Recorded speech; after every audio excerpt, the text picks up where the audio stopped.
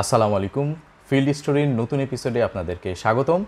আজকে আমার সঙ্গে আছেন পিয়ারুল ইসলাম স্যার, যিনি হচ্ছেন ম্যারাথন রানার, আল্ট্রা ম্যারাথন রানার আমি যদি বলি, এবং একজন সফল রানার। আজকে স্যারকে পেয়ে আমরা আনন্দিত। স্যার, আপনাকে আমাদের ফিল্ড স্টোরিতে স্বাগতম। ধন্যবাদ আপনাকে। আসসালামু আলাইকুম, আমি মোহাম্মদ পিয়ারুল ইসলাম। আমি রাজশাহী কৃষি উন্নয়ন ব্যাংকের এজিএম হিসেবে দায়িত্বরত আছি। আমি একজন মূলত আল্ট্রা ম্যারাথন রানার, এই আমার পরিচয়।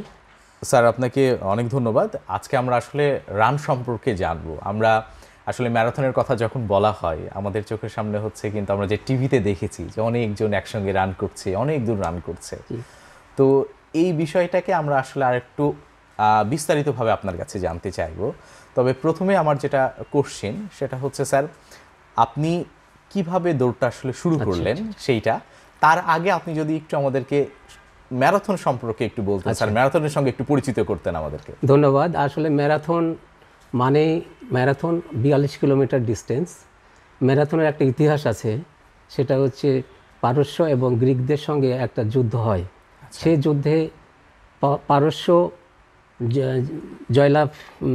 জয়লাভ করে, পারস্য গ্রিস জয়লাভ করে, এবং গ্রিসের একজন সৈনিক তাদের যুদ্ধ জয়ের ঘটনাটা তার রাজাকে বলার জন্য এক দৌড় দিয়ে সে চলে আসে। আসার পরে সে আমরা যুদ্ধে জয়লাভ করেছি বলার সঙ্গে সঙ্গেই সে মৃত্যুবরণ করে। আচ্ছা, তারপর থেকেই এই ম্যারাথন রানটা শুরু হয়। প্রথমে এটা 40 কিলোমিটার ডিস্টেন্স ছিল, এবং 1896 খ্রিস্টাব্দে সালে এটা হচ্ছে গ্রিসের অ্যাথেন্সে এই অলিম্পিকে এই ম্যারাথনটা স্থান পায়। তার পরবর্তীতে রাজ্যসভাদের মানে রানীরাও এই ইভেন্টটা উপভোগ করবে, সেই কারণে ওই ডিস্টেন্সটা তখন চলে যায় 26 মাইল, অর্থাৎ তাদের দেখার স্বার্থে, এবং 42.2 কিলোমিটার। এই ম্যারাথন শহরে নাম অনুসারেই এই ম্যারাথনটা হয়। আচ্ছা, তার মানে মূলত হচ্ছে এটার পিছনে একটা ইমোশন আছে, জি জি, একটা বড় হিস্ট্রি আছে, যে ওই সৈনিককে রেসপেক্ট জানানোর জন্য এটা শুরু হয়েছে। স্যার, এবার আপনার শুরুর গল্পটা একটু শুনতে চাই। আসলে আমার শুরুটা 2020 সালে, যখন কোভিড-19 মানুষ জর্জরিত এবং দিশেহারা। জি স্যার। তখন সবাই স্যানিটাইজেশন নিয়ে ঘুরে, মাস্ক নিয়ে ঘুরে, এবং নিজেকে আসলে যারা দুর্বল, মানে হার্ট দুর্বল, অর্থাৎ ফুসফুসে যাদের সমস্যা, তারা অসুস্থ হয়ে যাচ্ছিল। সে থেকে আমি মনে করলাম যে এখানে আমাকে সারভাইভ করতে হবে। আমি রান শুরু করি, এবং 2020 সাল থেকে আমার যাত্রা শুরু। তখন থেকেই আমি রানে চলে আসি আর কি। আচ্ছা স্যার, আমি যতখানি জানি আপনার কাছ থেকে, যে সেই সময়টাও আসলে আপনার জন্য ডিফিকাল্ট ছিল, কারণ আপনার নিজস্ব একটা প্রতিবন্ধকতা ছিল। আপনি যদি এই বিষয়টা আরেকটু আমাদেরকে বলতেন। প্রতিবন্ধকতা এরকম যে আসলে আমি যখন দৌড়াতে যাই, আমি অ্যাজমা একজন পেশেন্ট তখন ছিলাম। আচ্ছা, অ্যাজমাতে আমি ইনহেলার ছাড়া আমার ঘুম আসতো না। আচ্ছা, ঠিক আছে।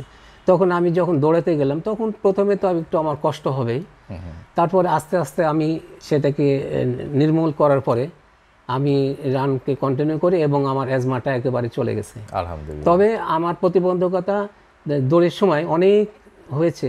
পারিপার্শ্বিক অবস্থা, আমার কলিগরা বা আমার ফ্যামিলি থেকে বা অনেকেই পরিচিত যারা বন্ধুবান্ধব, তারা অনেক নিষেধ করতো, বা সেগুলা ওভারকাম করেই আমি চলে আসছি জানি। স্যার, এই তো প্রতিবন্ধকতা আছেই, প্লাস আরেকটা জিনিসও যদি বলি স্যার, অ্যাজমা যখন আমরা শুনলেই বলি যে না, এর হচ্ছে ব্রিথিংয়ের সমস্যা, যে নিঃশ্বাস নিতে পারে না। তো এটা তো স্যার, আপনি আসলে এটাকে কিভাবে মানে নিলেন, বা আপনি কাকে দেখে মোটিভেট হলেন স্যার যে আমি দৌড়াবো? জি জি, আমি আসলে মোটিভেট হলাম এরকম যে আমাদের দেশে নৃপেন চৌধুরী নামে একজন ভদ্রলোক আছেন। আচ্ছা, ওনাকে আমি স্যার ডাকি, রেসপেক্ট করি। নৃপেন চৌধুরী স্যার, তার ইউটিউব দেখি। সে 65 বছর বয়সে শুরু করেন। আচ্ছা, তো 65 বছর বয়সের লোক যদি একজন পারে, এবং তারও অ্যাজমা ছিল, তো আমি ভাবছি যে 65 বছরের লোক যদি শুরু করে, তা আমি কেন 50 বছরের কেন পারবো না? তখন আমি শুরু করি, এবং তখন থেকেই আমি অ্যাজমাটা আমার দূর হয়ে যায়। আচ্ছা স্যার, আপনি কি করোনার সময় নিজেও কি করোনার ভুক্তভোগী ছিলেন? না, আমি যেহেতু শুরু করলাম একদম করোনার সময়, আমি ধরেই নিয়েছি যে আমার করোনা আমি হতে দেব না। আচ্ছা, হ্যাঁ, ইনশাল্লাহ আমার করোনা হয়নি। জি স্যার। আমাদের পরিবেশ পারিপার্শ্বিক কলিগ অফিসের বা আমাদের প্রতিবেশী অনেকের হয়েছে, কিন্তু আমি কোনো সময় ভয় পাইনি এবং আমার রান চলছেই। আচ্ছা আচ্ছা, মানে আপনার মনের শক্তিটাই আসলে এই জায়গাতে নিয়ে গেছে। স্যার একটু যদি বলতেন যে পারপারসিকতার বাদেও আপনি শুরু করার সময় কি কি চ্যালেঞ্জগুলো আসলে পড়তে হয়েছিল স্যার আপনাকে? আসলে রান তো আসলে একদিনের না। ধরেন আপনি প্রথমে শুরু করবেন যে আপনি 10 মিনিট হাঁটলেন, আচ্ছা, তারপরে আস্তে আস্তে হাঁটলেন, তারপরে আপনি এইভাবে হয়তো 1 মাস হাঁটলেন, হাঁটার পরে পরবর্তী সময়ে আপনি 1 মিনিট দৌড়াচ্ছেন, আচ্ছা, আর 2 মিনিট আবার হাঁটলেন। আচ্ছা, এই আস্তে আস্তে আপনাকে এগুলা করার পরেই আপনার রানটা চলে আসবে। মানে মাসল মেমোরি আস্তে আস্তে করে গ্রো করা। জি জি আচ্ছা, জি জি। আপনার শুরুটাও ঠিক এমন করে আস্তে আস্তে করে আপনি শুরু করেছেন? আমি আসলে ছোটবেলা থেকেই আমি হাঁটতে ভালোবাসি, হাঁটাহাঁটি আমার খুব ভালো লাগে এবং হেঁটে আমি এক জায়গা থেকে আরেক জায়গায় যাব, এটা আমার খুব শখ। আচ্ছা, তো আমি হাঁটতাম, তো আমি দেখলাম যে আজকে 40 মিনিট হাঁটলাম, তাহলে পরের দিন 50 মিনিট হাঁটে। এইভাবে আমি দেখলাম যে যখন আমি রানটা শুরু করলাম, তখন আমি আজকে 30 মিনিট দৌড়াবো নন স্টপ, আচ্ছা, থামবো না, আমি আস্তে আস্তে যাব। তো দেখলাম যে 30 মিনিট হলো, তখন আমি একদিন আমি করলাম যে 1 ঘন্টা দৌড়াবো। আচ্ছা, আমার ছেলের কোচিং সেন্টারে নিয়ে আসছে, এসে 1 ঘন্টা স্যার পড়াবে। আমি তখন সাহেববাজার 0 পয়েন্ট থেকে শুরু করে দৌড় শুরু করলাম। আমি কোর্টে চলে গেলাম, আচ্ছা, কোর্ট থেকে আবার ঘুরে আসলাম, এসে 1 ঘন্টাই হলো। আমি সেদিন আমি মনে করলাম যে না, এই চ্যালেঞ্জটা গ্রহণ করা যাবে এবং নেওয়া যায় এবং এটা ভালো কিছু হবে। এই আচ্ছা, আচ্ছা। শুরু। কিন্তু স্যার এইটা তো ধরেন আপনার একটা ইচ্ছা শক্তির মাধ্যমে আপনি নিজেকে সুস্থ রাখার জন্য শুরু করেছেন। জি জি কিন্তু স্যার এখন আপনি যে পর্যায়ে পৌঁছেছেন আলহামদুলিল্লাহ, যে আলট্রা ম্যারাথনে আপনি এখন পার্টিসিপেট করছেন এবং একজন সফল পার্টিসিপেন্ট, তো এই যাত্রাটা স্যার কিভাবে আসলে শুরু হলো? কিভাবে আপনার এই চিন্তাটা হ্যাঁ, আসলো? আসলে চিন্তাটা যখন আমার প্রথমে 10 কিলোমিটার দৌড়াতে গেছিলাম এই সিরাজগঞ্জে। আচ্ছা, ওটা ফার্স্ট ছিল স্যার? সিরাজগঞ্জে দৌড়ানোর পরেই 3রা ডিসেম্বর 2020 সালের আচ্ছা, আপনার হচ্ছে সিলেট ম্যারাথন, আচ্ছা, ওখানে 21 কিলোমিটার ক্যাটাগরিতে অংশগ্রহণ নিলাম এবং সফলভাবে আমি 2 ঘন্টা শেষ করলাম। আচ্ছা, তো আমি ভাবলাম যে 21-এই থাকি। তো তখন এক ভাই আর কি আব্দুল বাসিদ ভাই, আচ্ছা, ওনার বাড়ি হচ্ছে শমশেরনগর মৌলভীবাজার। আচ্ছা, উনি আমাকে আমার রান সম্বন্ধে জানে, আমাকে বলল, বড় ভাই আপনি একটা চ্যালেঞ্জ নেন, আপনি এক কাজ করেন, ওই 42 কিলো ইয়াতে দৌড়ান, ম্যারাথন। ম্যারাথন দৌড়ান। কোথায়? সেটা বরিশাল, আচ্ছা, বরিশাল সেলর বরিশাল ম্যারাথন 42 কিলো ক্যাটাগরিতে। আমি 21 করেছিলাম।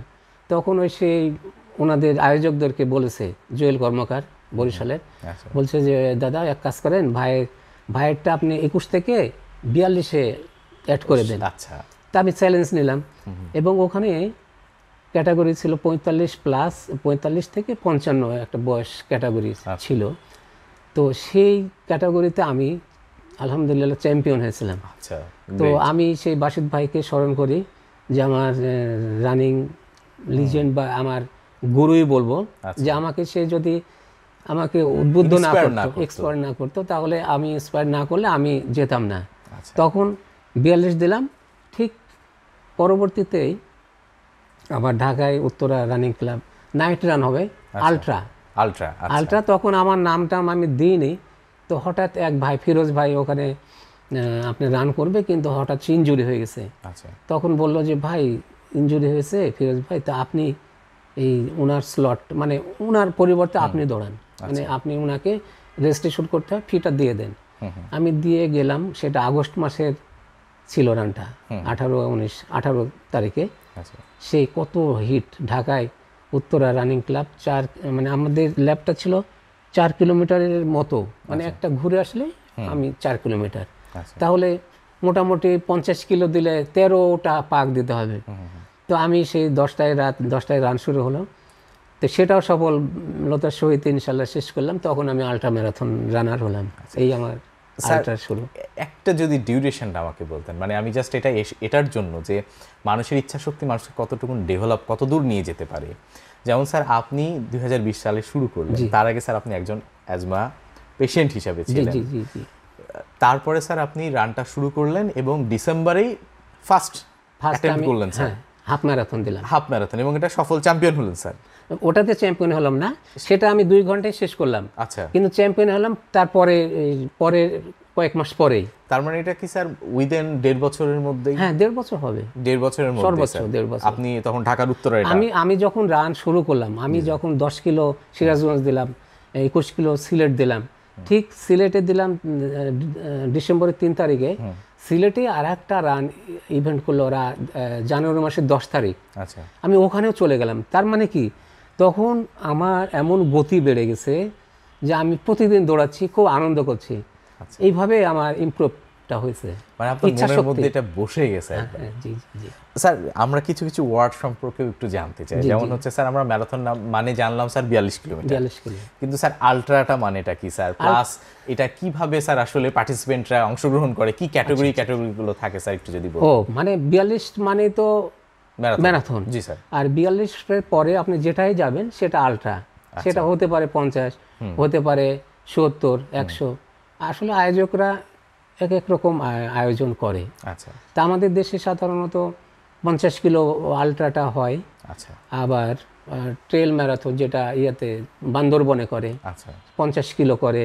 আচ্ছা। কোথাও সুনামগঞ্জের ওদিকে 70 কিলোমিটার করে। আচ্ছা। তো আমাদের তার মেরিন ড্রাইভে এই 24 সালে ওরা সিজন 3 ছিল তখন, 24 সালে ওটাতে আমি পার্টিসিপেট করলাম। আমি প্রথমেই করলাম 100 কিলোমিটারে। 100 কিলোমিটার, সেটা 18 ঘন্টার সময় ছিল কাট অফ টাইম, মানে একটা ডিউরেশন, মানে 18 ঘন্টার মধ্যে আপনি যদি আসেন তো ফিনিশার হবেন। আচ্ছা। আর যদি না আসেন তাহলে কুইট, মানে ওটাকে আপনার ডিসকোয়ালিফাই, মানে ওটাকে কাউন্ট করা হবে না। তো আমি 15 ঘন্টার মধ্যে শেষ করছিলাম, আমি ফিনিশার হয়েছি আর কি। স্যার, এটা তো খুবই মানে কি বলা যায়, এই গল্পটা আমরা খুবই আগ্রহ সহকারে জানতে চাইবো আরো একটু ডিটেলসে। এবং সঙ্গে সঙ্গে আমি যেটা জানি স্যার, শুধু 100 কিলোমিটার না, 161 কিলোমিটার আপনার সেটা আমার পরের জার্নিটা, আমার পরে এই বছরে 21শে ফেব্রুয়ারিতে আমার কোস্টাল আলট্রা বাংলাদেশ আপনার হলে কক্সবাজারে, ওটা ইনানি সি বিচ থেকে শুরু হয়, ইনানির থেকে টেকনাফ এটা পয়েন্ট, ইনানি থেকে 50 কিলো হয় টেকনাফ থেকে আবার ঘুরে আসলে ইনানি 100 কিলো হয়। তো এই জায়গার মধ্যেই এই দৌড়টা হয়।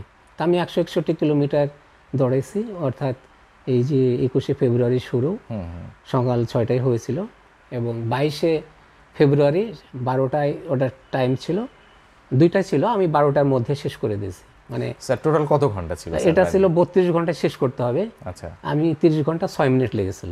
30 ঘন্টা 6 মিনিট। এবং আরেকটা ইন্টারেস্টিং বিষয় যে আসলে ওই কোস্টাল আলটায় কিন্তু সবাই চান্স দেয় না, বা সবাই সেরকম সক্ষমতাও থাকে না। তারা আয়োজকরা ধরেন এখানে যাচাই বাছাই করে আচ্ছা দেয় যে আপনি ওই বছরে কত কিলোমিটার দৌড়ালেন। আমাদের ছিল যে 2000 মানে 500 কিলোমিটার এক বছরে দৌড়াইছে কিনা, 2500 কিলোমিটার। আবার ক্রাইটেরিয়া ছিল যে আপনি ওই বছরে কয়টা ম্যারাথন দিয়েছেন, তারপরে আলট্রা কয়টা দিয়েছেন, সেই ডাটাগুলা ওখানে সাবমিট করা লাগে, দেখে শুনেই দেয়। তো আমাদেরকে 161তে 20 জন চান্স পেয়েছিলাম গোটা বাংলাদেশ থেকে। সেখানে আমরা 14 জন ফিনিশার ছিলাম, এবং আলহামদুলিল্লাহ আমি সবচেয়ে বয়স্ক ছিলাম। যে ফিনিশার 14 জন, তার মধ্যে আমার এজ সবচেয়ে বেশি। এটা আলহামদুলিল্লাহ স্যার, এটা আলহামদুলিল্লাহ, এটা আমাদের মনে করি স্যার, আমাদের রাজশাহীর মানুষ হিসাবে এটা আমাদের জন্য অনেক বড় একটা অ্যাচিভমেন্ট। স্যার, এটার আরেকটু আমি স্টোরিটা শুনতে চাই স্যার, যে এটার প্রিপারেশনটা কেমন ছিল? কারণ আপনি এক লাগারে 32 ঘন্টা একটা রান করবেন, 30 ঘন্টার রান করবেন, এটা আসলে চিন্তা করাটা অনেক বড় শক্তির ব্যাপার, যে আমি ঘুম বাদ দিয়ে, আমি সবকিছু বাদ দিয়ে, ব্যাপারটা তো এরকমই স্যার, যে আমি এক লাগারে দৌড়াবো। তো স্যার, এটার প্রিপারেশনগুলো আসলে প্রিপারেশনগুলো তো ওই যে আমি প্রতিদিন দৌড়াই, যে 7 দিনে আমাকে ধরেন 5 দিন দৌড়াই, এবং আমি যে কোস্টাল আলটায় 161 কিলোমিটার দৌড়াবো, তার একটা ট্রেনিং করি। সেই ট্রেনিংটা এমন না যে আমি 50 কিলোমিটার একদিন দৌড়াবো, তা না, কিন্তু আমি প্রতিদিন রানে থাকবো, রানিংটা প্রতিদিন হবে। আর সর্বোচ্চ আমি হয়তো একদিন 30 কিলো বা 40 কিলো একটা সর্বোচ্চ দিয়েছি, যেটাই আমার পুঁজি। আচ্ছা, এটাকে সম্বল করে আমি 161 দৌড়াবো। আর 161টাকে আমি ভাগ করে নিয়েছিলাম, যে আমি যদি নন স্টপ আমি 11 মিনিট 55 সেকেন্ড, আমি যদি নন স্টপ অল টাইম যদি যাই, তাহলে এই টাইমটা লাগবে। আমি ভেবেছি যে আমি হাঁটলে আমি 10 মিনিটে হাঁটি, তাহলে আমি দৌড়াতে দৌড়াতে যদি কোনো সময় খাবার খাবো, প্রকৃতির ডাক বা গোসল, বা যদি আমি কিছু ফিজিওর আমি যদি থেরাপি নিই, বা আমি এক জায়গায় রেস্ট নিলাম বা 2 ঘন্টা ঘুমালাম, তাহলে তো এই 11 মিনিট এই 56 সেকেন্ডের ভিতরেই টোটাল থাকতে হবে। তাহলে আমি কি করলাম, আমি তখন আগে অনেক দৌড়াই নিলাম, দৌড়াইয়ে আমি কভার করলাম। আচ্ছা এইভাবে আমি আর ভেবেছি যে আমার শেষ পর্যন্ত তো 11 মিনিট 55 সেকেন্ড আছেই হাতে। আচ্ছা আর এই দৌড়াতে গিয়ে মানে আসলে মেরিন ড্রাইভে দৌড়ানোটা একটা অভূতপূর্ব ঘটনা। আপনি দেখবেন যে ডান পাশে সাগর, বাম পাশে পাহাড়, যাচ্ছেন আর সাগরের গর্জন।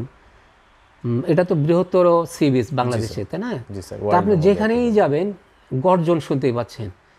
যাচ্ছি এই সারাদিন, দুপুরের মধ্যে চলে গেলাম 50 কিলো 12টায়, ওখানে গিয়ে আবার খাবার ব্যবস্থা, একটু রেস্ট নিলাম, খাবার খেলাম, খেয়ে আবার যে খেয়ে তো আর দৌড়ানো যাবে না, তখন হাঁটতে হবে। হাঁটা শুরু করলাম, আসছি, এই গর্জন হচ্ছে, এই করতে করতে সন্ধ্যা হয়ে গেল। সন্ধ্যায় আবার ওখানে কিন্তু সন্ধ্যাতে আপনার কিন্তু হেডলাইট থাকা লাগবে, আচ্ছা নিজেকে এই নিয়ে যেতে হবে। টর্চ মানে এই হেডে হচ্ছে ল্যাম্প। ল্যাম্প থাকবে। আচ্ছা আপনি মেরিন ড্রাইভের রাস্তা তো খুব সরু রাস্তা, এবং দেখবেন যে কোনো লাইট নাই, না না আর গাড়িগুলো চলে খুব জোরে জোরে। তো এই যে তখন একটা চ্যালেঞ্জিং, আমি আসছি লাইট জ্বালায়, তখন অবশ্য ভলেন্টিয়ার থাকে রাতে, আচ্ছা একটা সাইক্লিস্ট থাকবে, তারা আপনাকে সাপোর্ট দেবে। তো ওই যে অন্ধকারের মধ্যে লাইট জ্বালায় আসছেন, এইগুলা খুব একটা দারুণ অ্যাডভেঞ্চার। আচ্ছা আচ্ছা আসলাম, 100 কিলোমিটার শেষ করলাম, ওখানে আবার 500 মিটার দিয়ে 101 হয়ে গেল। তখন রাতে আর তখন 50 কিলো আমাকে পাঠাবে না, তখন 10 কিলোর একটা ল্যাব, যে 10 কিলো যাব 10 কিলো আসবো। আচ্ছা তাহলে কি হলো, একবারে 20 কিলো। এইভাবে 3 বার গেলে আমার হয়ে যাচ্ছে কত, 60। হ্যাঁ। আর ওই আগে 101, এই হলো 161। আচ্ছা স্যার, আপনি হচ্ছে যে রেস্টের কথা বলছিলেন স্যার, যে রেস্টগুলোতে তখন আপনাকে টাইম মাথায় রেখে নিতে হয়। হ্যাঁ, মাথায় রেখে নিচ্ছি যে ধরেন আমার আমি যখন 101 শেষ করলাম, তখন আমার সঙ্গত কারণেই বলছে খেয়ে নেন রাতের খাবার। আচ্ছা তাহলে আমার এই টাইমিং কিন্তু এর মধ্যেই সময় চলে যাচ্ছে। তখন আমি 101 যেহেতু হয়েছে আমার, তখন রাত 11টা, তাহলে কালকে দুপুর 12টা পর্যন্ত আমার টাইম। তখন আমি একবার ভাবলাম যে আমি কি ঘুমাবো, তো আমি ওখানে টেন্টে ওদের ওখানে বললাম যে ভাই আমি 1 ঘন্টা ঘুমাবো। আচ্ছা স্যার ঘুমান, সমস্যা নেই, আমরা ডেকে দেবো। তখন আমি ওখানে এই ঠিক 1 ঘন্টার মতোই রেস্ট নিলাম, নিয়ে আমি আর মাথায় আছে যে আমি তো শেষ করতে এসেছি। তখন আবার শুরু করলাম এই রাতে, যে আমি শুরু করলাম 12টার দিকে, আবার যাচ্ছি 10 কিলো আসছি। আসলে তখন তো আর দৌড় হবে না, এই তখন ধরেন অন্ধকারের ভেতরে লাইট জ্বালাচ্ছি, হ্যাঁ এই যাচ্ছি আসছি, এই করতে করতেই আমার জার্নিটা তখন শেষ হচ্ছে। স্যার এটাতে অনেক এক্সাইটমেন্টের ব্যাপার, যেমন অ্যাট দ্য সেম টাইম অনেক চ্যালেঞ্জের ব্যাপার, তো মানসিকভাবে ফিজিক্যালভাবে।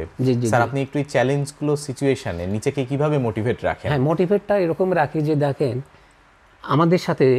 আমার সাথে একজন, নাম বলছে না, আমার রাজশাহী থেকে একজন ইয়াং ম্যান গেছিল, মানে সে তরুণ অনেক, আমার চাইতে 20 বছরের ছোট হবে। আচ্ছা 20 বছর। তো সে খুব ভালো একজন অ্যাথলেট, মার্শাল আর্ট করেন, ওনার আত্মবিশ্বাস ছিল যে সে পারবে। আচ্ছা কিন্তু উনি পরবর্তীতে 101 দৌড়ানোর পরে উনি টেন্ট ছিল পাশে, ঘুমাইতে গেছে। আচ্ছা তো আমি যে ঘুমাইতে গেলাম, বললাম যে আমি ঘুমাবো ভাই, কিন্তু আমি ঘুমাইনি, জাস্ট জেগেছিলাম। আমি যদি ঘুমিয়ে যাই তখন কিন্তু আমার শরীরটা ছেড়ে দেবে। আমি তখন 4-5 ঘন্টা যদি ঘুম দিই, তাহলে আমার তখন মনে হবে যে এখন তো রাত 12টার থেকে 4 ঘন্টা বা 4টা, তাহলে আমার এখনও 60 কিলোমিটার আছে। 60 কিলোমিটার, এদিক 4 ঘন্টা আমার সময় চলে গেছে, আমি কিভাবে শেষ করব? তো ঠিক এইভাবে যারা ঘুমিয়েছিল তারা শেষ করতে পারেনি। এই যে আমি যাচ্ছি, এবং আমি যেতে যেতে ধরেন প্রথম গেলাম 10 কিলোমিটার, যেতে যেতে আমার চোখে ঘুম, এমন ঘুম, আমি মনে হচ্ছে যে পড়ে যাব। আচ্ছা তখন আমাকে ভলেন্টিয়ার আছে, আমি বললাম যে ভাই 10 কিলোমিটার তো হলো, তো আমি একটু ঘুমাবো এখানে। তো বলছে ঘুমান স্যার ঘুমান, কিন্তু একটা কাজ করতে পারেন। মানে দেখেন তারা কি মোটিভেশন দিচ্ছে আমাকে, আচ্ছা এই সেই ভলেন্টিয়ার তারাও হচ্ছে প্রশিক্ষণ প্রাপ্ত, মানে আমাকে কিভাবে হেল্প করছে।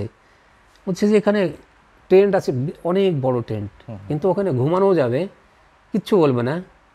তো বলছে স্যার আপনি যদি ওখানে গিয়ে আর 10 কিলো করেন, তাহলে 20 কিলো হলে আপনার 40 থাকবে, তাহলে স্যার আপনি দেখেন ওখানে মনে হয় ভালো হয়। আচ্ছা তখন আমি বললাম তাই তো, আসলে আমি এই ঘুমটা যাই ওখানে দিই, হ্যাঁ হ্যাঁ মানে আমার আরো 10 কিলো হয়েও যাবে। আমার ফিনিশার ওই জায়গা থেকে যেখানে, তাহলে 20 হয়ে গেল। আমি শুরু করলাম আস্তে আস্তে। তখন আজান হচ্ছে, ফজরের আজান। ফজরের আজান। আচ্ছা তখন আমার ঘুম ছুটে গেছে, আচ্ছা মানে ঘুম নাই, মনে হচ্ছে যে আলো হবে। তখন আমি 20 চলে আসলাম এসে, এবং কত সুন্দর লাগছে। তখন আমি নাস্তা টাস্তা করে আবার চলে গেলাম। এই যে আমাকে যে ধরেন ভলেন্টিয়ারটা মোটিভেট করলো, মোটিভেশন দিল, সেই ইয়াতে আমি ফিনিশ করতে পারছি। কিন্তু এই যে 6 জন পারেনি, জি স্যার। এই 6 জনের মধ্যে এই 6 জনে একজন আমার বয়সের ছিল, উনি 75 কিলোতেই দুর্বল হয়ে গেছিল, আগের দিনে কুইট করছিল। আর বাকি 5 জন ধরেন এইভাবে ঘুমাইতে গিয়ে তারা ফিনিশ করতে পারেনি। স্যার দৌড়ের জন্য এমনি খাওয়া দাওয়ার কোনো কি প্যাটার্নের কোনো চেঞ্জ রাখেন স্যার আপনি? আসলে মানুষের ধরেন দৌড়টা আসলে সমন্বয় কি, ভালো খাদ্যাভ্যাস, মানে আপনাকে ভালো খেতে হবে, ভালো ঘুমাতে হবে। হ্যাঁ, এই খাদ্যাভ্যাসগুলো এরকম যে দৌড়ের প্রস্তুতি আর কি, যে ধরেন দৌড়ানোর আগে আপনাকে কমপক্ষে 6-7 ঘন্টা ঘুমাতে হবে, মাস্ট ঘুমাতে হবে, এবং এই ঘুমটা আপনার হতেই হবে 6-7 ঘন্টা, তাছাড়া আপনার ঘুম ভালো হবে না, দৌড়ও হবে না, মানে দৌড় ভালো হবে না।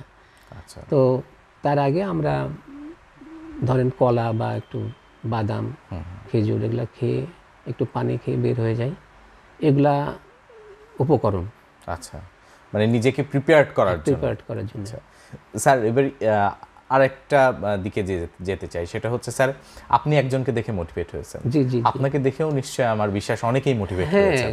তো এরকম স্যার লাইফ চেঞ্জিং বিষয়গুলো যদি স্যার আপনি একটু আচ্ছা বলতেন। আচ্ছা, যেটা ধন্যবাদ। দেখছেন স্যার। লাইফ চেঞ্জিং বিষয়টা আসলে আমাদের ভিতরে একজন রানার আছে, আমাদের সিনিয়র, আমার চাইতেও সিনিয়র। আচ্ছা আমরা যখন আমরা রাজশাহী কলেজে যখন দৌড়াচ্ছি, তো ওই ভাই, আমি নাম বলছি না, মানে অনেক কিছু ভাইয়ের ব্যক্তিগত কথা বলবো তো এখানে। জি স্যার। তো ভাই হাঁটতে হাঁটতে তখন বলছে আমাদেরকে যে আপনারা কি হেলাল ভাইয়ের লোক? আচ্ছা হেলাল ভাই একটা দারুণ একটা মানুষ। আচ্ছা হেলাল ভাইয়ের বাড়ি হচ্ছে আপনার গোদাগাড়িতে, ওখানে ওই যে একটা ড্রাগন বাগান আছে রাস্তার ধারে, চাপায় যেতে লাগে দেখবেন যে রাতে লাইট জ্বলে এই ধারে। তো হেলাল ভাই ওই গ্রামের মধ্যেই প্রতি বছর আয়োজন করতো ম্যারাথনের, আচ্ছা এককভাবে। ওই হয়তো 30-40 জন রানার নিয়ে আসলো, ও ঢাকায় থাকে, ঢাকার কিছু আসলো, তারপরে রাজশাহীর গেল, ওই এলাকার গেল। তো হেলাল ভাই একজন কৃষক, মানে সে কৃষক হিসেবেই সে পরিচয় দেয়, সে শিক্ষিত লোক কিন্তু কৃষক বলে। তো ওই কৃষক বলছে হেলাল ভাই আপনার লোক? জি। তো ভাই আমি বললাম যে ভাই আপনি আসেন, আমরা বলছে হেলাল ভাই তো দৌড়ায়, বলছে আপনারাও দৌড়ায়, আপনিও দৌড়ান। তো আমাদের সঙ্গে দৌড়াতে লাগলো। কিন্তু ভাইয়ের হচ্ছে 15 বছর 20 বছর থেকে তার ডায়াবেটিস। আচ্ছা ঠিক আছে। তো ভাই আমাদের সাথে দৌড়ানোর আগে বছর 2-3 থেকে খাদ্যাভ্যাসটা চেঞ্জ করে। আচ্ছা উনি মূলত ভাত রুটি খাওয়া কমাই দিয়েছে, দিয়ে ধরেন ফলমূল, এই যে ডিম প্লাস হচ্ছে তরি তরকারি এগুলা খায়, গ্রিন জুস। খাদ্যাভ্যাসটা চেঞ্জ করার পরে তার কোনো ওষুধ লাগে না, আচ্ছা এবং তার হচ্ছে ডায়াবেটিসের কোনো ওষুধ লাগে না, ডায়াবেটিস কন্ট্রোলে। তখন আমাদের সাথে দেখে আবার দৌড়ানো শুরু করলো। এই দৌড়াতে ভাই 42 কিলো দৌড়ালো, এবং ভাই একজন সফল বাবা হয়েছে রিসেন্ট। ঠিক আছে, এবং সে রানটাকে এনজয় করছে। আচ্ছা মানে তার স্টামিনা এত ভালো, সে 21 কিলো 42 কিলো নির্দ্বিধায় রান করছে। তো এই যে তার চেঞ্জ, এবং আমাদের দেখে অনেকে, আমাদের একটা গ্রুপ আছে রাশিয়ান রানার্স কমিউনিটি, এটাতে এখানে দেখে অনেক লোক যারা আমাদেরকে আগে ডিসকারেজ করতো বা আমাদেরকে বলতো যে আপনি কেন রান করবেন, আমি বুঝি তারা চুপে চুপে তারা হাঁটে, দৌড়াদৌড়ি করে। আচ্ছা এবং আমাদের রিটায়ার্ড পার্সন কিছু দাদা আছে, পুঠিয়ার এক দীপক দাদা বলছে যে আমি রীতিমতো, তার বয়স কিন্তু 65, আচ্ছা বলছে যে ভাই আমি তো বেশি পারি না, তো 3 কিলোমিটার আমি যাচ্ছি আবার 3 কিলোমিটার আসছি। বলছে যে আপনার ইয়া দেখে, তার ভাইও আমাদের ব্যাংকে ছিল, আচ্ছা প্রদীপ পাল। তো ওই স্যার উনিও হাঁটে এবং বলছে যে আমাদের ফ্যামিলির সবাই হাঁটাহাঁটি করে। তো আমাদের দেখে এখন আমাদের রাশিয়ান রানার্স কমিউনিটির অনেকজন দৌড়ায় এবং বিভিন্ন জায়গায় দৌড়ায়, হ্যাঁ, এবং আমাদেরকে ফলো করে। এটা একটা পজিটিভ। এটা তো নিশ্চয়ই অনেক বড় একটা আপনার কাছেও মানে প্রাপ্তি আমি বলবো, যে আপনাকে দেখে মোটিভেট হয়ে অনেকে দৌড়াচ্ছেন। স্যার আপনি রানার্স কমিউনিটি নিয়ে কথা বলছিলেন, রাজশাহী রানার্স কমিউনিটি, এটা নিয়ে যদি একটু বলতেন স্যার, মানে এটার শুরুটা এবং আপনার যেটা নিয়ে এইম, এটা নিয়ে যদি। যেহেতু আমরা রানার, আমরা ভাবলাম যে আমাদের একটা গ্রুপ থাকে, এই যে রাশিয়ান রানার্স কমিউনিটি, এখানে আমাদের অ্যাডমিন প্যানেলে আছে আমাদের ডাক্তার সৌরভ ভাই, মিজানুল হক সৌরভ, সার্জারির, সে MS করছে সার্জারিতে, তো উনি আছে। তারপরে রাজশাহী ইউনিভার্সিটির অ্যাসোসিয়েট প্রফেসর আমির জামান ভাই, উনি আছে। তারপর আমাদের অফিসের একজন আছে অধীশ্বর রায়, উনি এখন কম দৌড়ায়। আমরা একটা মনে করলাম যে আমরা একটা ফেসবুকে একটা গ্রুপ করি, অ্যাডমিন হলাম, মডারেটর হলো কেউ, এবং আমরা এই রানিং কমিউনিটিতে আমরা যে রান টান করি সেগুলা পোস্ট করি। এবং আমাদের ইচ্ছা আছে যে আমরা ভবিষ্যতে, আমরা ফ্রেন্ডশিপ রান একটা করেছি এই 16 ডিসেম্বর গত রাজশাহীতে। তো আমাদের এত সুন্দর ট্র্যাক, তো আসলে আমরা চাচ্ছি যে একটা ইভেন্ট করব, কিন্তু আমি আসলে ব্যাংকে জব করি, তো একটু সীমাবদ্ধতা আছে। আমি চাচ্ছি আমাদের কমিউনিটির মেম্বাররা আরও সক্রিয় হচ্ছে, আমরা অচিরে একটা ইভেন্ট করবো ইনশাল্লাহ। এখন হচ্ছে আমরা একটু ব্রেকে যাব, স্যারের সঙ্গে গল্প থাকবে, এবং ব্রেক থেকে ফিরে এসে স্যারের কাছ থেকে আরও ইম্পর্টেন্ট কিছু ইনফরমেশন জানবো রান সম্পর্কে। সবাই সঙ্গে থাকুন।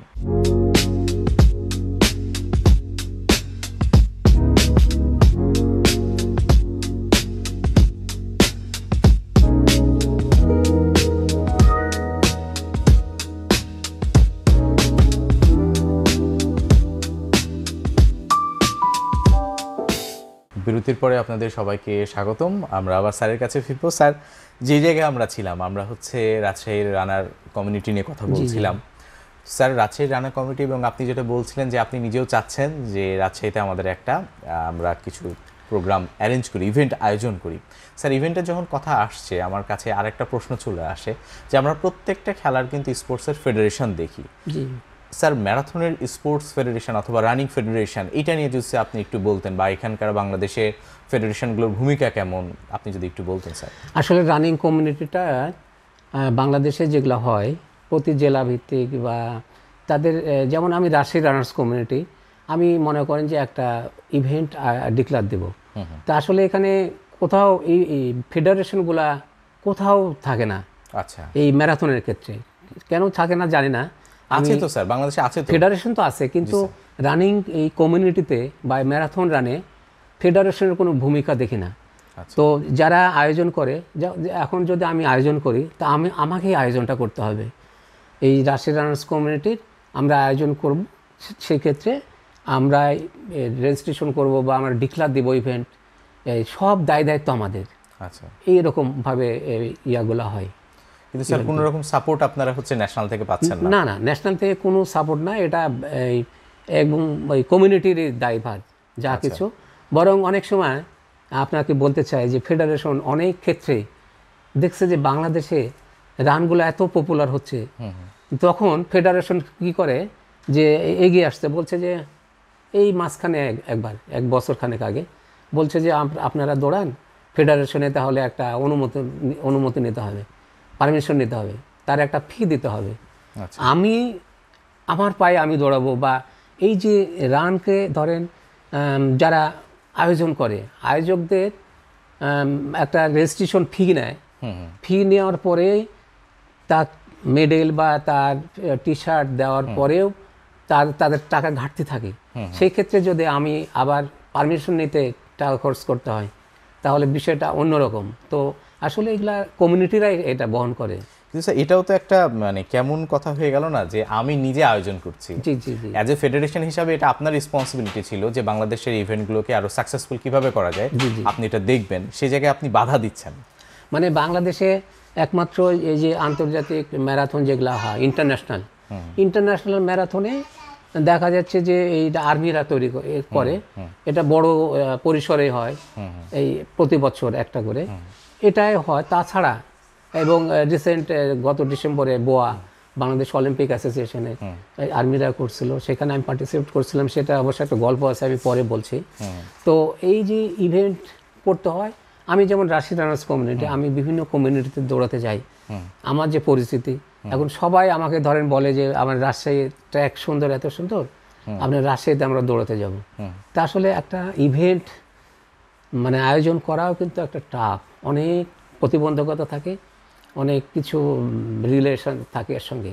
স্যার এমনি যদি বলতেন যে আসলে চ্যালেঞ্জেসগুলো কি কি স্যার, বা কিভাবে আয়োজন হয়, পার্টিসিপেন্টরা কিভাবে পার্টিসিপেন্ট করে? পার্টিসিপেন্টটা এরকম যে আমি ধরেন কমপক্ষে 6 মাস বা 8 মাস আগে ডিক্লার দিতে হয় যে রাশিদ রানার্স কমিউনিটি আমরা ঠিক ক্যালেন্ডারের মতো যে আমি ডিসেম্বর মাসের 10 তারিখ বা জানুয়ারি মাসের 10 তারিখ বা নভেম্বরে আমরা একটা ম্যারাথনের আয়োজন করছি, 21 কিলোমিটার বা 42 কিলোমিটার দিতে হয়। আর এবং কিছু প্রোমো ভিডিও টিডিও করে এগুলা প্রচার করতে হয়। তখন সব রানাররা বুঝে নাই এবং তার একটা গাইডলাইন থাকে যে আমাদের হয়তো ইভেন্ট চলে আসছে, ইভেন্টের 1-2 মাস আগে আমরা বললাম যে রেজিস্ট্রেশন আমাদের শুরু করে দিলাম। রেজিস্ট্রেশন করলাম যে আমাদের আগে বললাম যে 10 কিলোমিটারে আমার স্লট মানে কতজন সংখ্যা, হয়তো 500 বা 700 আমরা 10 কিলোমিটারে পার্টিসিপেন্ট নেব, আর 20 কিলোমিটারে হয়তো নিব আর 700। তাহলে কি আমার সীমাবদ্ধতা 1400 বা এখানে এই তখন আমরা রেজিস্ট্রেশন ফি ডিক্লার দিই যে এত টাকা। আচ্ছা, ঠিক ওইভাবে তখন টাইম মেনশন করা থাকে যে অত তারিখ থেকে আমার রেজিস্ট্রেশন শুরু হবে এবং রেজিস্ট্রেশন কয়দিন চলবে। আচ্ছা, এইভাবে আবার আমরা বিভিন্ন কমিউনিটিতে আমরা প্রচার করি এটা। এইভাবে তখন রানাররা রেজিস্ট্রেশন করে এবং আমরা বুঝি যে আমার কাঙ্ক্ষিত কতজন পেলাম। আচ্ছা, এই তখন আর আমি যে আগে ডিক্লার দিচ্ছি যে আমি 1400 আমি নেব, এই 1400-র আয়োজন আমাকে যা কিছু লাগে তখন সব প্রস্তুতি নিতে হবে আমাকে। এটা একটা বড় আয়োজন, অনেক বড় আয়োজন। এখানে 1400 মানুষের জন্য ভলেন্টিয়ারও তো 300-400 দরকার, 300-400 ভলেন্টিয়ার দরকার এবং তাদের এই যে 1400 বা ভলেন্টিয়ার পার্টিসিপেন্ট যারা আসবে তাদের আবাসন, আচ্ছা, আবাসনটা এরকম যে রানাররা নিজেরাই থাকবে, তাদের খরচে থাকবে, কিন্তু ম্যানেজ করে দেওয়া যে আপনি ওই হোটেলে এতটা সিট আছে তাদের সাথে কথা বলা যে আমাদের রান্নার আসবে রাজশাহীতে, আপনারা একটু ফাঁকা রাখেন বা একটু আপনি কম্প্রোমাইজ করতে হবে বা একটু আপনি ছাড় দিতে হবে। সব হোটেলের নাম্বারগুলো নিয়ে আমরা এই গ্রুপে দিতে হয়। তারপর কিছু রানার আসে যে অনেক গরিব বা স্টুডেন্ট আসে, তাদের কোনো ব্যবস্থা করতে হয়। তো যেখানে আমরা গ্রাউন্ড করব তার পাশে কোনো স্কুল কলেজ থাকলে সেখানে রাখার ব্যবস্থা করতে হয়। যদি তারা এক রাত ধরেন ওখানে থাকতে পারে তাহলে অনেক সাশ্রয় হয়। এই বিষয়গুলা মানে ইন টোটাল একটা আসলে বড় আয়োজন এবং হচ্ছে প্রিপারেশন অনেক বড়। তারপরে এখানে সিটি কর্পোরেশনের পারমিশন নিতে হবে, তারপরে পুলিশ প্রশাসন ডিসি মহোদয়, এই সব কিছু ইনভলভ থাকে। এটা আসলে ম্যারাথন রান তো আসলে এটা রোড রান, এটা ইনডোর না, এটা আউটডোর রান এবং রোড রান। এই রানটা রোডে হয়, সেক্ষেত্রে পুলিশের সাপোর্ট লাগে, ভলেন্টিয়ার লাগে। এই রোডে এই রানটা, একটা রাস্তা হয়তো বন্ধ থাকবে সেদিন 4 ঘন্টার জন্য বা 5 ঘন্টার, এটা একটা বড় সাপোর্টের দরকার আছে। স্যার এবার আবার একটু হচ্ছে আপনার পার্সোনাল একটু দৌড় অভিজ্ঞতাতে আসি। সেই জায়গাতে স্যার প্রথমে আমি জানতে চাইবো আপনি এখন পর্যন্ত যতগুলো রান করেছেন আপনার এই ক্যারিয়ারে, এর মধ্যে থেকে আপনি আপনার বেস্ট অ্যাচিভমেন্টটা কি বলবেন স্যার? বেস্ট অ্যাচিভমেন্ট আসলে আমি যেহেতু 50 বছরের পরেই শুরু করছি।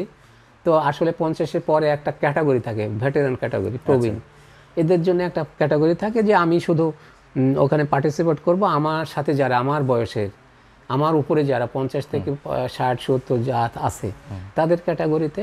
তো আমার অ্যাচিভমেন্ট, আমি ওই যে বললাম বরিশালে গিয়ে আমি চ্যাম্পিয়ন হয়েছিলাম। তারপরে অনেক উল্লেখযোগ্য কিছু বলি। জি স্যার। তো আমি এই যে 20শে ডিসেম্বর গত, এখানে বাংলাদেশ সেনাবাহিনী ঢাকার জলছিলিতে এটা করছিল, 10 কিলোমিটার রেখেছিল আমাদের জন্য, বয়স্কদের জন্য। তো এখানে আমি 5th হয়েছিলাম।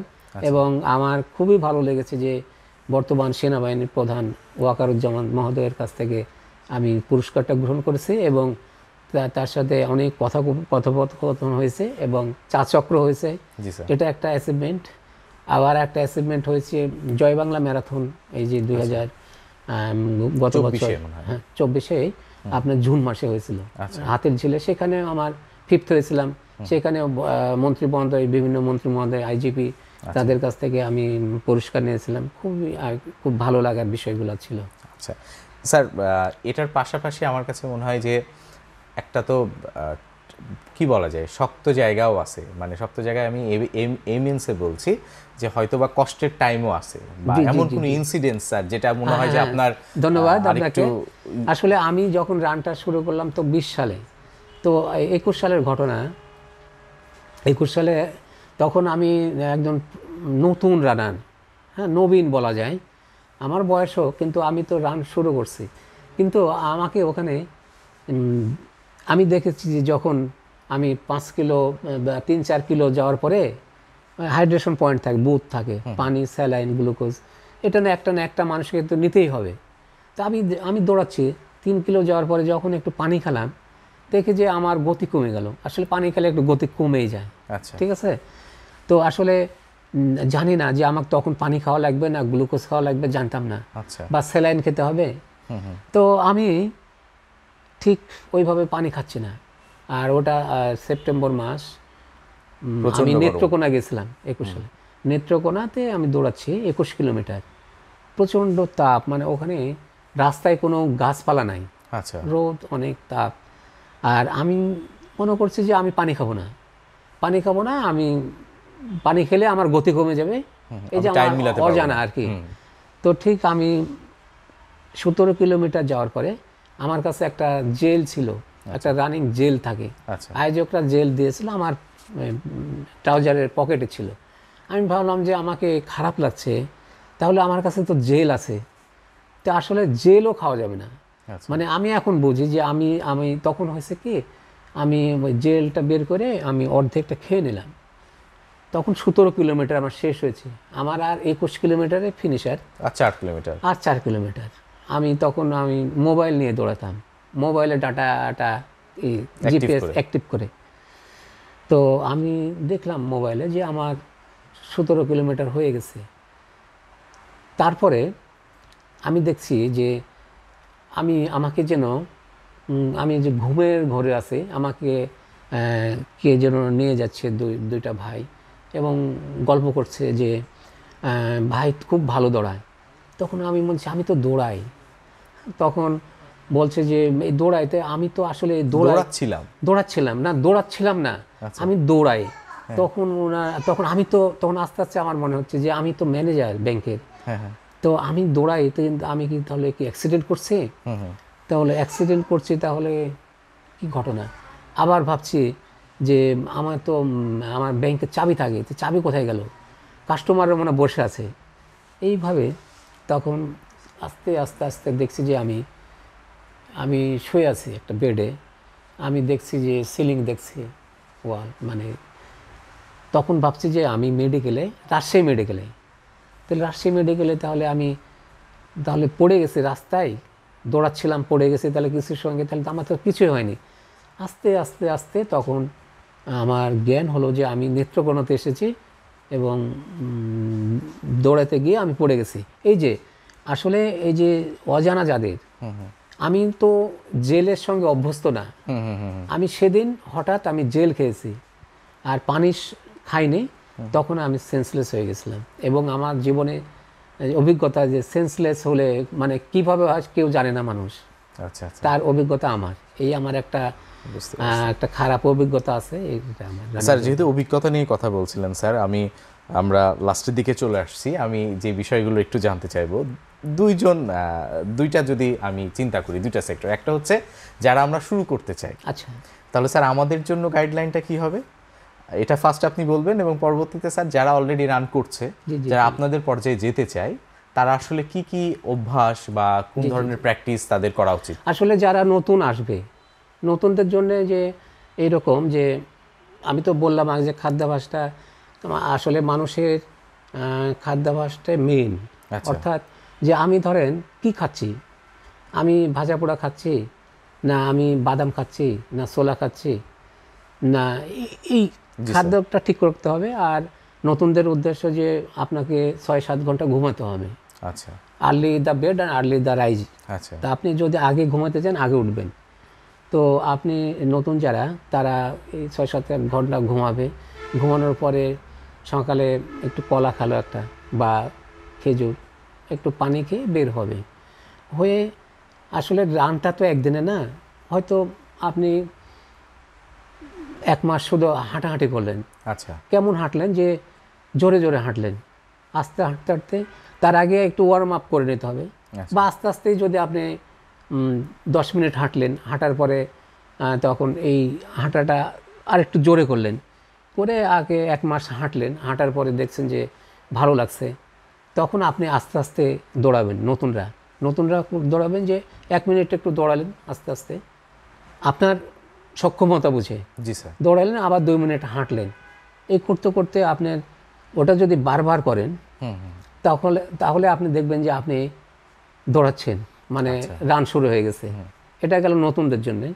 আর যারা পুরাতন জি স্যার, দৌড়ায়, জি স্যার, তাদের জন্য কি, যে আমার লাইফে বললাম যে আমি আর একটা ঘটনা আছে, যে আমি একটা কিডস রানিং শো নিলাম, নিয়ে দৌড়াচ্ছি, ওটা 1 বছর দৌড়াচ্ছি, কিন্তু আসলে ওই শোটা আমার জন্য যে সুইটেবল না, কত কিলো দৌড়ানোর পরে হবে, তা ওটা আমি দেখে নিই, আমি দৌড়াই যাচ্ছি।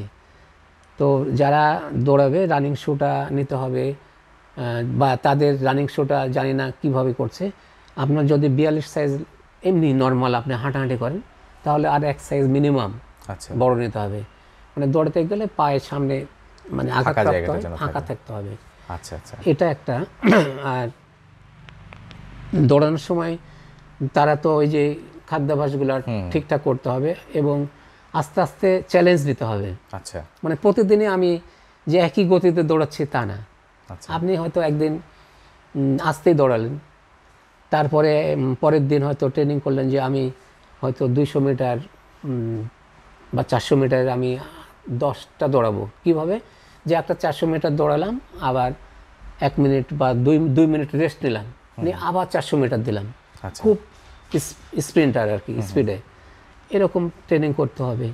প্লাস কোনো দিন হয়তো টেম্পো রান নন স্টপ, মানে ধরেন 5 কিলো যাব, আপনাকে যত খারাপ লাগে দৌড়ালেন, কিন্তু আমি দৌড়াবো আমি এইভাবে মানে যারা অলরেডি আছে এই বিষয়গুলো মাথায় রেখে করতে হবে। আর যেটার সাথে পরিচিত না, মানে তারা ওই যে ইভেন্টে গেলে এটা অবশ্য হয় যে আমি ওই যে পানি খাই, পানিই খেতে হবে, বা গ্লুকোজ নিচ্ছে, হঠাৎ জেলে চলে গেলে এরকম না। তো পুরাতন যারা আছে এইভাবে তাদের সঙ্গে টাচে থাকতে হবে। স্যার ইভেন্টের কথা যেহেতু বলছিলেন স্যার, ছোট্ট করে একটু জানতে চাই স্যার, বাংলাদেশে প্রতিটা বছর কতগুলো ইভেন্ট হচ্ছে এবং কোন জায়গায় সবচেয়ে বেশি ইভেন্ট হয়ে থাকে? সবচেয়ে ইভেন্ট মানে ঢাকার হাতিরঝিলে ইভেন্ট প্রতি সপ্তাহে হয়। মানে আসলে কি আমাদের মধ্যে কিছু অসুস্থতা ভাবও চলে আসছে, কেমন যে অনেক মানুষ, আমরা তো রান করি ভালো থাকার জন্য, ঠিক আছে না? তো বিভিন্ন শহরে হয়, জেলায় হয়, কিন্তু ঢাকার হাতিরঝিলে প্রতিদিনে হয়। এটা আমি খারাপভাবে দেখছি না। এই রান করতে গেলে অনেক রানার তৈরি হয়, তো ঢাকাতেই বেশি রানার ইভেন্ট হয়। হাতিরঝিলে 2টা রাস্তা, তো একটা রাস্তা বন্ধ করে দেওয়া সহজ হয়, তো ঢাকাত বেশি হয়। আর বিভিন্ন সিলেট বা চট্টগ্রাম, এইদিকে সৈয়দপুর, সৈয়দপুর খুব ভালো রান হয়, এম সার্টিফাইড কর্তৃক এবং ইন্টারন্যাশনাল মানের। হ্যাঁ, ঢাকাতেও আমি সৈয়দপুরে হলো, হচ্ছে বিভিন্ন জায়গায় হয়। এবং আমরা আশা করি রাজশাহীতেও ইনশাআল্লাহ খুব রাজশাহীতেও তাড়াতাড়ি আমরা- আসলে আমি খুব মানে কেমন লাগে যে আমি দৌড়ে, আমাকে তো সবাই চিনে, জি স্যার। আমাকে যখন বলে যে আমাদের রাজশাহী তো বাংলাদেশের ভিতরে সুন্দর নগরী, পরিচ্ছন্ন নগরী, জি স্যার। এটা সবাই জানে। তো বলে যে ভাই রাজশাহীতে কবে যাব, কিন্তু ওই যে বললাম যে আমি আসলে লজ্জা পাই, রাজশাহীতে রান আসলে করতেই হবে। না স্যার, ইনশাআল্লাহ হবে, আমরা আশা করি। জি। স্যার, আমি যেই প্রশ্নটাতে যাব স্যার, আমি আপনাকে নিয়েই আবার জানতে চাইবো, আপনার স্যার এখন এইম কি স্যার, বা আপনার এই রান রিলেটেড স্যার ফিউচার? আমার চিন্তাটা ফিউচার কি? চিন্তা এরকম যে আমি একটা কমিউনিটি করেছি, এখানে আমার অনেক রানার হোক বা মানুষ স্বাস্থ্য সচেতন হোক, রানার বৃদ্ধি পাক, এটা মূলত আমার কাজ। আর আমার নেক্সটে আমি যেহেতু 161 কিলোমিটার রান করেছি, ওখানে আমার একটা অতৃপ্তি ইয়ার থেকে গেছে যে 200 কিলোমিটার ইভেন্ট ছিল, জি স্যার। ওখানেও 4 জন রান করছে ফিনিশার, এবং আপনি অবাক হবেন যে ওখানে একজন মহিলা ছিল। আচ্ছা। সেই মহিলা আমাদের উত্তরবঙ্গের, মানে ঠাকুরগাঁও বাসায়, ইতিহাপা, উনি 200 কিলোমিটার রান করেছে। তো আমার ইচ্ছা যে ভবিষ্যতে আমি 200 কিলোমিটার ইভেন্ট হলে আল্লাহ যদি আমাকে সুস্থ রাখে ওই রানে পার্টিসিপেট করব, আর আমার কমিউনিটিকে এবং রানে যাতে মানুষ সুস্থ থাকে, ভালো থাকে, সেটার প্রতি আমার লক্ষ্য। স্যার, আপনার লক্ষ্য ইনশাআল্লাহ পূরণ হবে, আমরা এই আশা করি। স্যার, আপনি আজকে আমাদেরকে সময় দিয়েছেন, আপনার মূল্যবান অভিজ্ঞতাগুলো আমাদের সঙ্গে শেয়ার করেছেন, সেই জন্য স্যার অনেক অনেক ধন্যবাদ। এবং স্যার, আমাদের পক্ষ থেকে ছোট্ট একটা গিফট স্যার আপনার জন্য। আপনাকেও ধন্যবাদ যে আপনি আপনার সাথে আলোচনা করে এবং আমার এই রানিং এই হিস্ট্রি বা এগুলো আমি শেয়ার করতে পারলাম, এতে মানুষ উদ্বুদ্ধ হোক এবং রানিংয়ে আসুক, সবার জন্য শুভকামনা। ধন্যবাদ। স্যার যেমনটা বলছিল যে সবাই যেন আসে, এবং মূলত হচ্ছে সুস্থ থাকার জন্য দৌড়া। জি। তো আমরা এই সুস্থ থাকার জন্যই, যেন নিজেকে ভালো রাখার জন্য, এবং বলা যায় নিজেরাও যদি ভালো থাকি ফ্যামিলিও ভালো থাকবে, সবাই ভালো থাকবে। তো সবাই মিলে ভালো থাকার উদ্দেশ্যে আমরা দৌড়বো, স্পোর্টসের সঙ্গে থাকবো। আপনাদের সবাইকে অনেক অনেক ধন্যবাদ আমাদের সঙ্গে থাকার জন্য। আসসালামু আলাইকুম।